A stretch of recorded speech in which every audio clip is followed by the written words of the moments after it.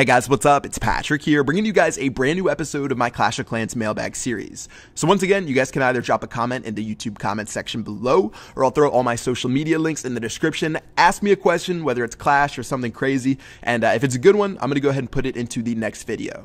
So question number one, I've been getting this a lot, and that is, what do you think the next update will include, and when do you think it's coming out? So for a while, I was actually thinking the new update would be sometime in January, and on a live stream 2 days ago, someone actually dropped a comment in the chat that there was a post on Facebook saying that there was going to be sneak peeks sometime soon. I'm going to throw that on the screen right now. That said on November 26th that they were planning on doing some sneak peeks and that they were right around the corner. So it looks like we're actually going to have an update sometime in December.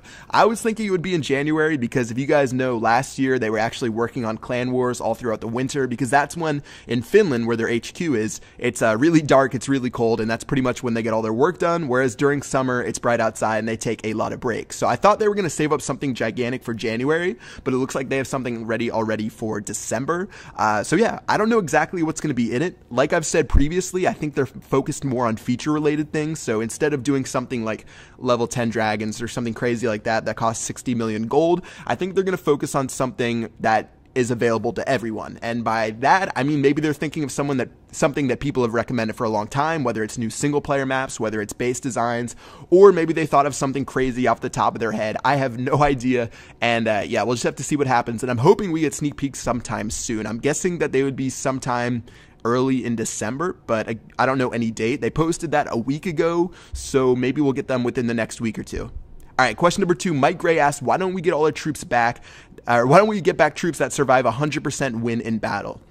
So good question, and in the beginning, this might make a lot of sense that, hey, I want to get all my troops back, they didn't die, but if they made the game based around that, let's say I'm at Town Hall 10, and I went down to maybe gold, and I'm attacking Town Hall 7s or Town Hall 8s.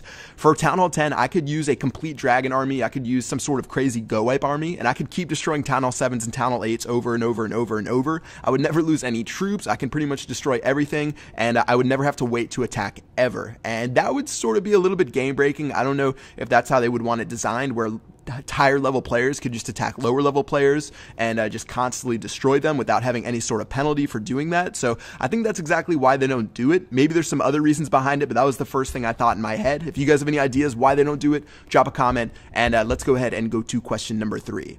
So Brandon asked, do you think there will be a button added to Clash so you can attack your own base to see if it's good or not? So this is another thing that's been ruled out, and I think this one's a little bit more obvious. So if you were able to attack your own base, let's say you get into a clan war, you're at Town Hall 9, and you're going to attack someone that's at Town Hall 9, and you don't know how to attack their base, all you have to do is redesign your base to match their base, and then you attack yourself, and you're going to know exactly how to attack. You're not going to know where the giant bombs are. You're not going to know where the Teslas are. You can make a good guess based on the gaps inside of that person's base, but it would make it way too easy to attack people in war, and it would be pretty easily exploited.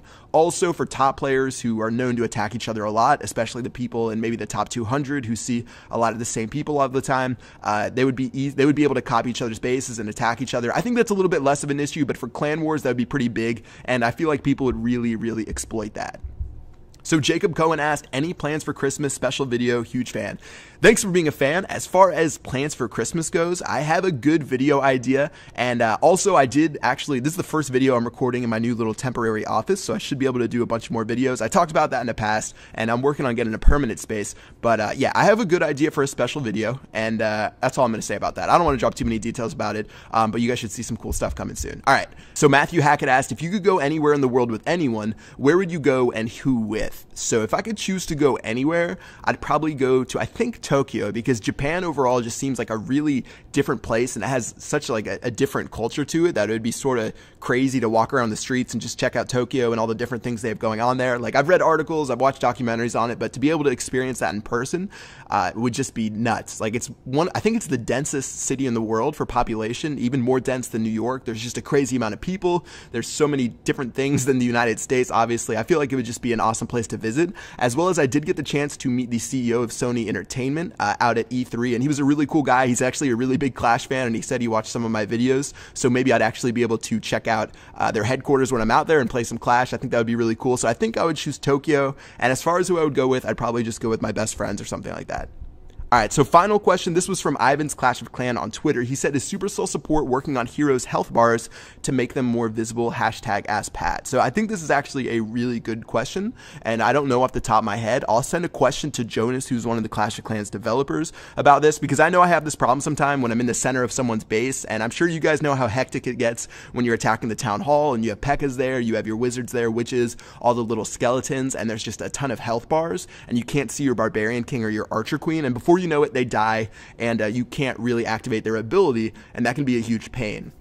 And I feel like a simple workaround to this, just off the top of my head, would be able to put the health bars on the actual icon. So when you drop your Barbarian King and your Archer Queen, there's a tiny little health bar on the bottom of their icon where you can see their health. So if you can't see it on the battle screen or on the battlefield, you can go ahead and look down to the bottom, and on their icon, it'll show you if they're low on health. Maybe it'll blink red or something like that, and prompt you to push it. I feel like that would help out a lot, because there's been certain times in raids where things get like a little bit hectic. You can't really see the health bars, and you end up not being able to push their ability buttons. So that's my solution to that, and that's actually going to be the last question for this video. So once again, if you guys have any questions, Facebook, Twitter, Instagram, YouTube comment section, Snapchat, MySpace, I don't know, ask wherever. I'll put the links in the description below, and I'll see you guys in the next mailbag video. Peace out.